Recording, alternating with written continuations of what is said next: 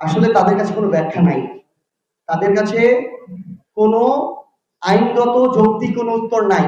আমরা মনে করি তারা কোনো ব্যক্তি, গোষ্ঠী, দল, এজেন্সি, প্রতিষ্ঠানের প্রভাবে প্রভাবিত হয়ে কিংবা ভয়ে ভীত হয়ে এনসিপি কে শাপলা দিচ্ছেন না। আমরা সকল আইনগত প্রক্রিয়া চেক করেছি, সেটা চেক করেই আমরা শাপলা মার্কা চেয়েছি।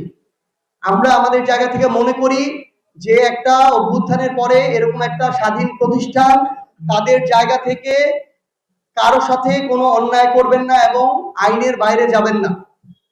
তারা যদি এটা করেন তাহলে তাদের অধীনে যারা একটা স্বচ্ছ নির্বাচন প্রত্যাশা করে তারা একটা স্বচ্ছ নির্বাচনের আস্থা পাবে না এবং তারা তাদের সেই গ্রহণযোগ্যতা এখনই হারাবে।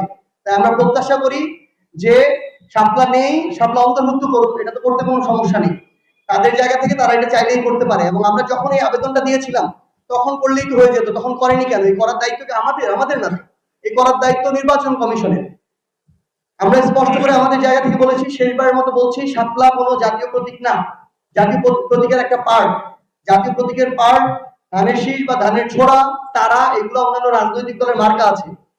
শাপলা একটা জাতীয় ফুল, কিন্তু জাতীয় ফল কাঠামো একটা রাজনৈতিক দলের মার্কা আছে। আমরা সকল আইনগত প্রক্রিয়া চেক করে এটা চেয়েছি। আমরা বিশ্বাস করি যে এনসিপি কে শাপলাই মার্কা দেওয়া হবে। আমরা শাপলা মার্কা নিয়ে আগামী নির্বাচনে অংশ নিব।